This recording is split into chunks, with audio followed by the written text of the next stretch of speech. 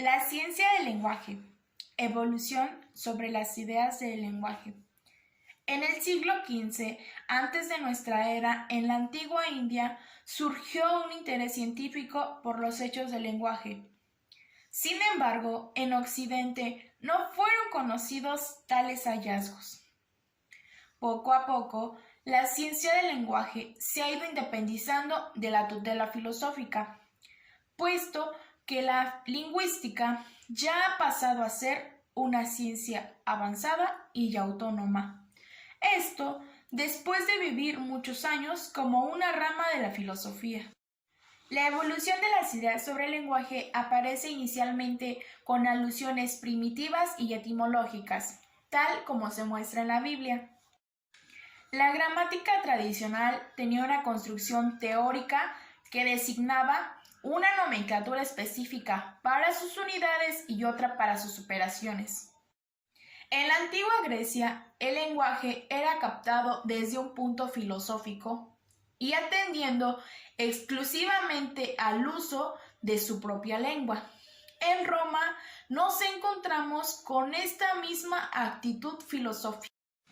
Durante la Edad Media y el Renacimiento surge la gramática tradicional, que relaciona de forma más o menos evidente lógica y gramática.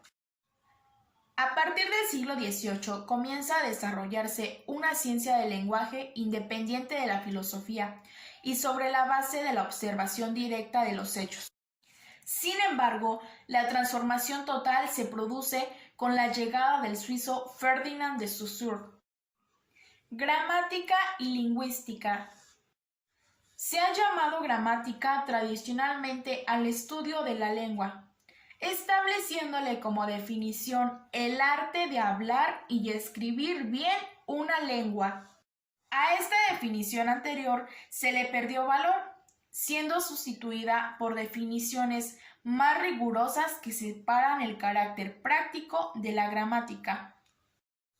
Se cambió la vieja palabra griega de gramática por lingüística, término que parecía cuadrar mejor para una ciencia que estaba preparándose como nueva y pretendía alejarse todo lo posible de la gramática tradicional. Algunas escuelas, como el estructuralismo del Círculo Lingüístico de Copenhague, propusieron un nombre para una nueva ciencia, la glosemántica, ya que esta ciencia nos daba un vasto entramado de múltiples conexiones con un único material, el lenguaje. El término lingüística ha sido reemplazado por el de gramática, y este, por causa de antigüedad, ha sido eliminado de los postulados científicos. Sin embargo, hoy en día hemos vuelto a usar el término de gramática, pero ahora con fines meramente científicos. Finalmente, podemos resumir en 3 momentos el uso de las palabras gramática y lingüística. En primer lugar, se usó el término gramática para las posturas y normativas y como arte de la corrección de la escritura. En segundo lugar, se han puesto los acentos en el vocablo lingüística, atendiéndolo como un término que hace referencia a una ciencia que tiene integrado su propio objeto de estudio. ¿Cuál es su propio objeto de estudio? El objeto de estudio es la lengua o el sistema de signos. Como tercer y último punto, el término gramática se ha vuelto a usar, pero ahora con un valor distinto, pues ya no se trata de un arte, sino más bien ahora es una ciencia. Para nuestra cultura occidental, la tradición gramatical tiene orígenes en la cultura griega. Un tema de discusión para muchos autores fue justamente la relación entre la idea y la palabra. Heráclito decía que esta relación se daba por sí sola, se daba de manera natural. Sin embargo, Demócrito decía que no era así, que en realidad se daba de una manera arbitraria. Platón considera que no es así, que se da de manera natural, ya que existe una etimología de las palabras. Aristóteles comienza en este periodo a distinguir en 3 partes las palabras, que serían verbos, nombres y relacionantes. También establece géneros para las palabras, que serían femenino, masculino y neutro. Apolonio Díscolo se comienza a preocupar por la sintaxis. Es necesario aclarar que todos estos autores se preocupan por ciertos temas, pero en relación a su propia lengua. En la Edad Media justamente se empieza a defender que todas estas reglas gramaticales son válidas en cualquier lengua.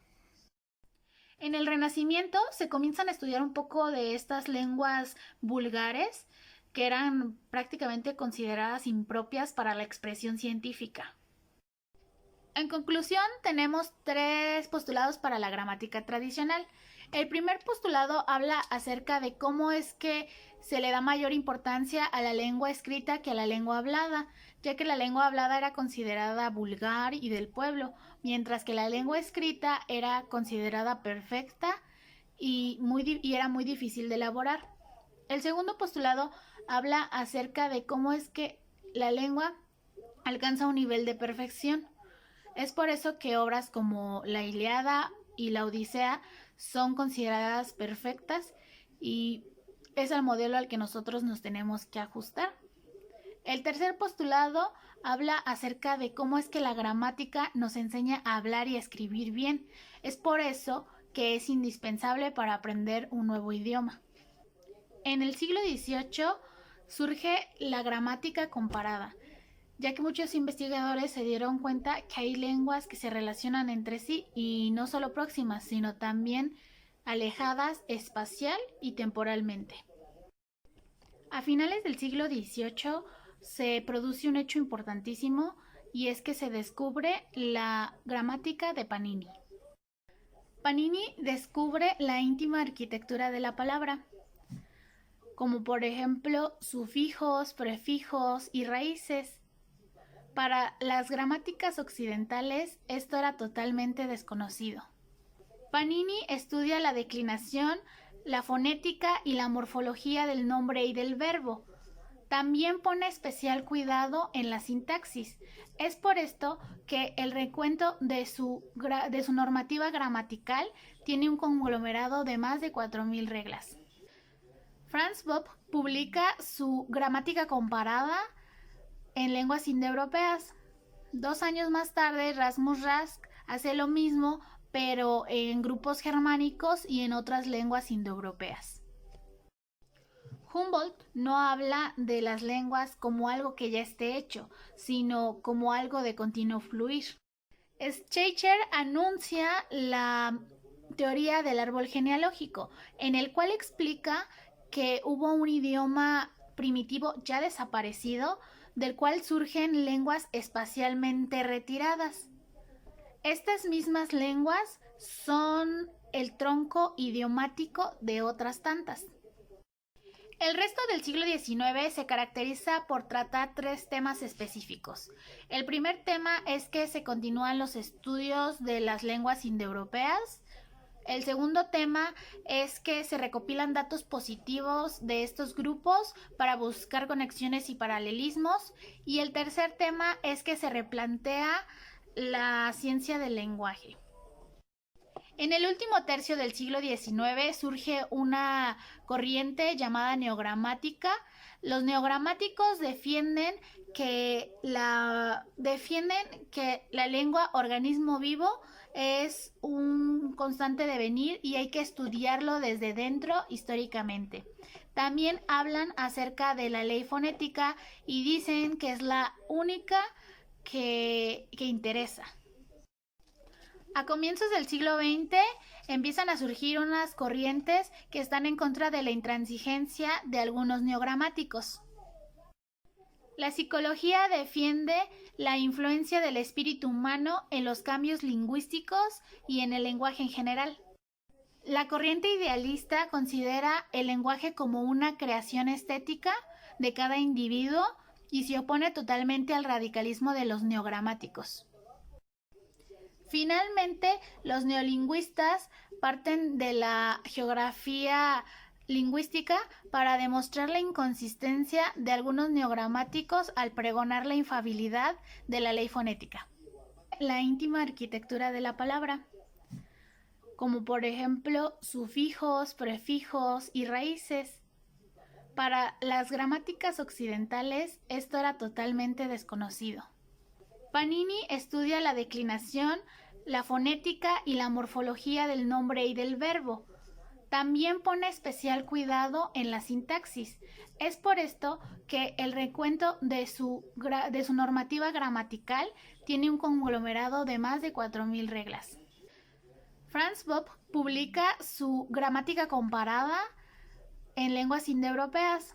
2 años más tarde, Rasmus Rask hace lo mismo, pero en grupos germánicos y en otras lenguas indoeuropeas. Humboldt no habla de las lenguas como algo que ya esté hecho, sino como algo de continuo fluir. Schleicher anuncia la teoría del árbol genealógico, en el cual explica que hubo un idioma primitivo ya desaparecido, del cual surgen lenguas espacialmente retiradas. Estas mismas lenguas son el tronco idiomático de otras tantas. El resto del siglo XIX se caracteriza por tratar 3 temas específicos. El primer tema es que se continúan los estudios de las lenguas indoeuropeas. El segundo tema es que se recopilan datos positivos de estos grupos para buscar conexiones y paralelismos. Y el tercer tema es que se replantea la ciencia del lenguaje. En el último tercio del siglo XIX surge una corriente llamada neogramática.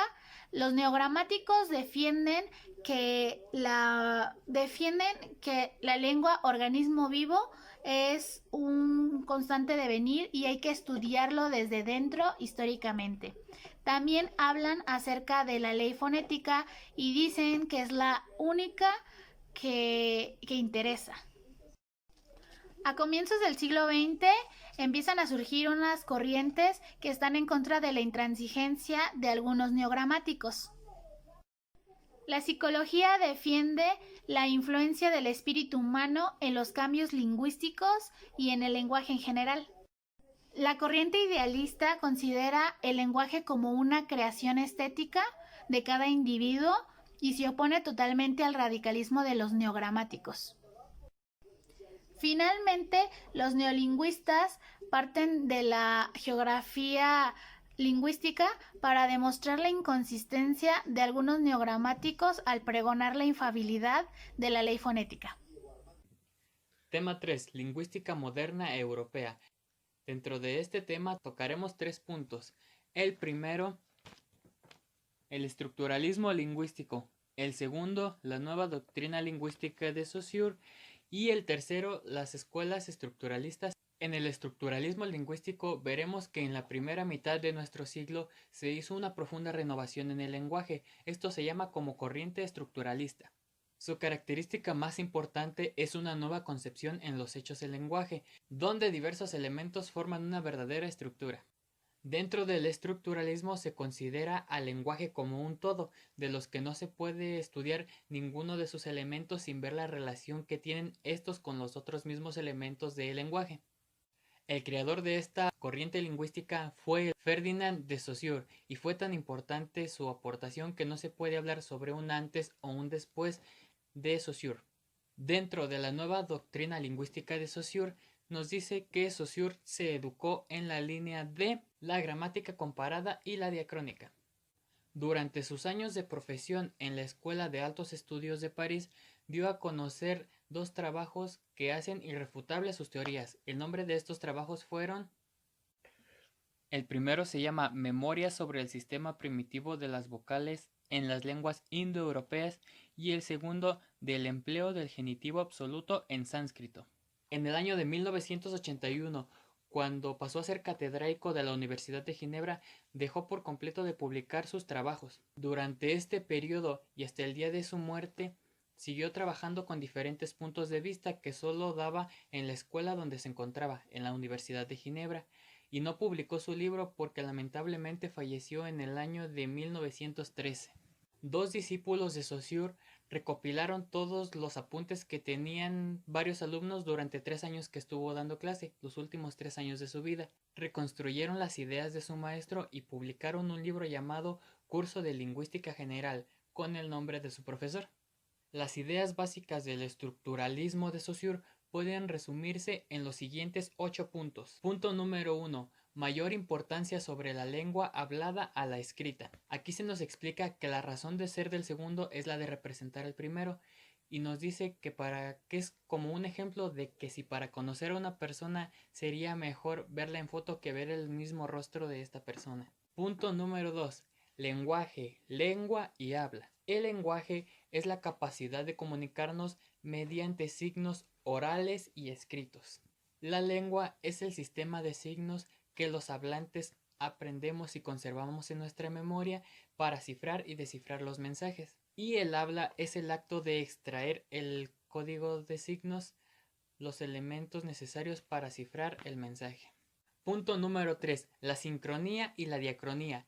La sincronía es estudiar una etapa de la lengua, mientras que la diacronía es estudiar una lengua pero desde el punto de su origen hasta el avance que lleve en estos días. El punto número 4 dice que la lengua es un sistema de signos solidarios interdependientes. Esta es la idea fundamental del estructuralismo, pues para Saussure las cosas de un conjunto dependen las ideas unas de otras. El punto número 5 nos habla sobre la naturaleza del signo lingüístico, y aquí nos dice que no une cosas con su nombre, sino conceptos con imágenes acústicas. En este caso, cuando yo diga árbol, te imaginarás algo como esto. El punto número 6 es la oposición entre la lingüística interna y la lingüística externa. La lingüística interna es en realidad la auténtica lingüística, mientras que la lingüística externa es la realidad que tiene relación con diferentes ciencias como lo sociológico, lo psicológico, entre otros. Punto número 7. La oposición que se da entre las relaciones entre el plano sistemático de la lengua y las que se dan en sucesión de diversos elementos y que forman los llamados sintagmas. Aquí nos topamos con dos conceptos: el sistemático, que son las relaciones entre infinitivos o las que ofrecen las palabras con un mismo sufijo nominal, y el sintagma, que puede describirse entre los diversos elementos de una palabra o frase. Y punto número 8, la teoría del valor lingüístico. Aquí nos dice que los elementos o unidades de cada uno de los planes de la lengua se definen por su relación con los otros dentro de un mismo orden. Concluimos que esta obra creativa rompió con los principios de la gramática tradicional. Pasando con el tema de las escuelas estructuralistas europeas, nos toparemos con 3 grandes escuelas. La primera es la Escuela de Ginebra, donde resaltan 2 grandes personas que fueron discípulos de Saussure. Son Bailly y Sechehaye. Bailly es el actualizador del carácter del habla, por ejemplo, los determinantes o los morfemas verbales. Sechehaye nos habla sobre la relación del sujeto con el sustantivo y del verbo con el predicado. También se nos tocan temas como el habla como impulso explosivo y el habla organizada. La segunda escuela es el Círculo Lingüístico de Praga, y algunas ideas de esta escuela se expusieron en las tesis del primer Congreso de Filólogos Eslavos en 1925 y el Congreso de Lingüística en 1928. También son interesantes algunos trabajos como Lingüística Estructural de Praga o los trabajos del Círculo Lingüístico de Praga, publicados en torno a 1929. Dentro de esta escuela de Praga estuvieron 2 exponentes muy importantes, Trubetskoy y Jacobson, que ellos fueron los que implementaron las funciones de la lengua, y nos dice que éstas sirven para algo cada una de ellas. Las investigaciones de este grupo, creado en 1926, giran en torno a la fonología, donde resaltan 2 grandes conceptos. El primero, la fonología, que se ocupa de los fonemas de la lengua, y el segundo, la fonética, que es la descripción física y fisiológica de los sonidos. Para finalizar, y como último punto, se encuentra la Escuela de Copenhague y la glosemática. La Escuela de Copenhague en sí se orientó en sus propios métodos y en sus propias teorías, pero su intento más interesante es la glosemática. ¿Qué es la glosemática? Es esto que nos viene a decir que las cosas que son indecibles se trabajan hasta que quedan finalmente dichas. Dentro de esta glosemática hay un concepto muy importante, que es la catálisis, y nos viene a decir que nada está explícitamente dicho como debe de ser, sino que dentro de lo que se dice siempre va a haber cosas ocultas, como un doble sentido o una ironía. También cabe resaltar que el creador de la glosemática es Hemslet. La Escuela de Copenhague y la glosemática quieren llegar a una lingüística pura, que afecte tanto la parte de la expresión como a la parte del contenido. Su método de principio empírico tiene 3 requisitos: 1. Que no sea contradictoria; 2. Que sea exhaustiva; y 3. Que sea lo más simple posible. Menciona que la lingüística debe de estudiar el lenguaje por sí mismo, y nos resalta 2 planos, el paradigmático y el sintagmático. El primero nos habla sobre la clasificación de las palabras y el segundo sobre las partes de la oración. La glosemática fue muy influenciada y muy atacada. Sin embargo, no podemos prescindir en la lingüística moderna de sus aportaciones y de sus apreciaciones.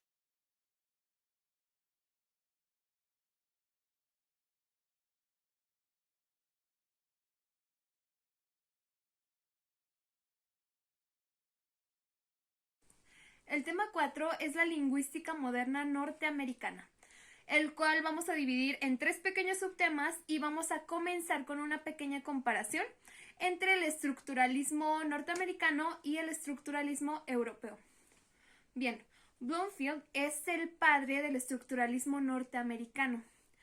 Y como ya sabemos, el iniciador de la lingüística moderna es Saussure. Sin embargo, Bloomfield no se basó tanto en los conceptos que nos establece Saussure para crear su propio concepto acerca del estructuralismo norteamericano. A pesar de que son 2 teorías, que son 2 conceptos que se desarrollaron de manera muy independiente, no podemos hablar realmente de independencia entre uno y otro porque nos llevan a términos muy similares. El estructuralismo norteamericano sigue un camino un poquito más formal y más mecanicista para poder entender el estudio del lenguaje. No se centra tanto en todos estos aspectos lógicos y psicológicos, sino más bien incluso carece de teoría de la significación. Es decir, no se centra en buscar el significado de las palabras, sino en la estructura del lenguaje como tal. Actualmente, con las obras de Noam Chomsky acerca del estructuralismo norteamericano, podemos definir que realmente era muy limitado en comparación al europeo, ya que solo buscaba encontrar metodologías que nos ayudaran a definir precisamente cómo es que se tenía que estructurar el lenguaje. Entonces, podemos determinar que el norteamericano se desarrolló más en cuanto a morfología y sintaxis, mientras que el europeo se desarrolló más en fonología. También podemos definir al estructuralismo norteamericano como empírico, por toda la antropología indigenista que éste conlleva. Dentro de este también podemos conceptualizar que la oración es la parte máxima a ser analizada dentro de la lengua, mientras que el fonema es la unidad mínima para poder ser analizada. Si buscamos una manera un poquito más simple de poder establecer cuál es la diferencia entre el estructuralismo europeo y el estructuralismo norteamericano, es que uno es homogéneo y otro es heterogéneo. Cuando hablamos de homogeneidad, nos vamos a referir al americano. ¿Por qué? Porque se está desarrollando en un mismo ambiente bajo condiciones muy similares. En cambio, el europeo lo vamos a determinar como heterogéneo por toda la variedad de culturas, de naciones y de lenguas que existen en la misma. En el segundo punto vamos a hablar sobre Sapir y sobre Bloomfield. Sapir establece una tipología lingüística dividida en 3 niveles. En el primero se establece la capacidad de síntesis del lenguaje, en el segundo las técnicas morfológicas y en el tercero la conjugación de conceptos concretos y relacionales. Él defiende mucho el mentalismo, que el lenguaje está totalmente ligado a los actos de la mente, que es como las palabras, el mismo lenguaje, ya no es necesario tener las cosas que intenta expresarnos de manera física, sino que nosotros a través de la psicología empezamos a cosificar las palabras. En cambio, Bloomfield era todo lo contrario, era un antimentalista, y él sí establecía mucho esta diferencia entre el significado y el significante. Él afirmaba que un buen lingüista no debería de meterse para nada en el significado y solo centrarse en el significante. También Sapir decía que el hablante manifiesta intuición psicológica y lo vuelve realidad. En cambio, Bloomfield decía que los rasgos fónicos son los que están realmente creando las formas, no tanto como todo este fenómeno psicológico del que nos habla Sapir.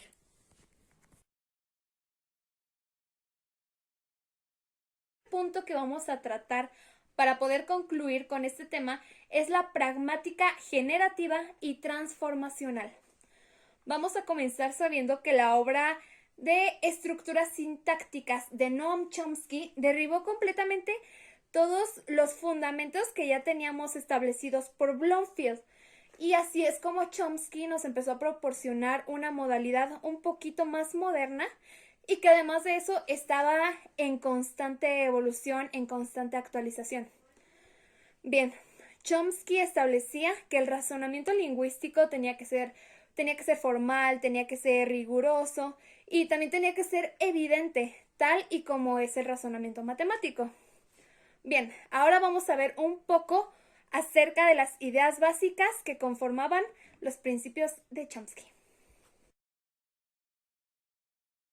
Este primer punto se refiere a que el hablante ya no se limita a estar repitiendo las frases que haya escuchado con anterioridad, sino que aprende a adaptar el lenguaje para él y va creando todas estas frases, toda esta proyección, basándose en todas las necesidades que tiene. Es decir, ya no las repite, sino que las crea.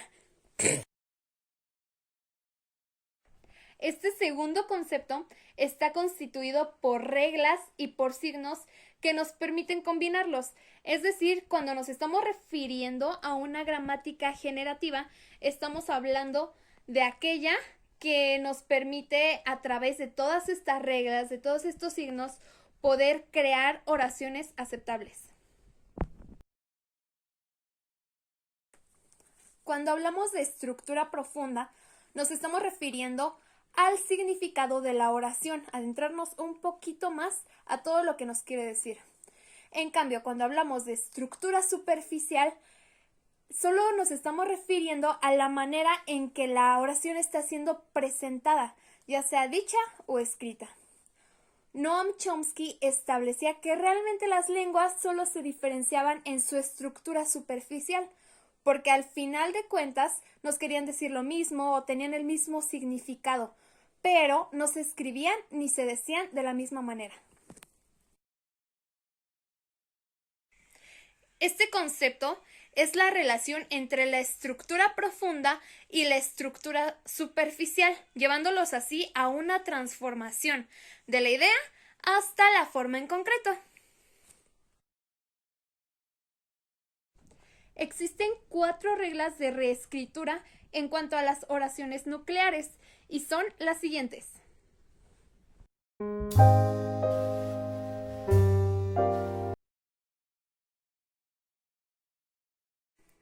En este último punto se grafican los indicadores o árboles generativos correspondientes a la estructura profunda de cada oración nuclear.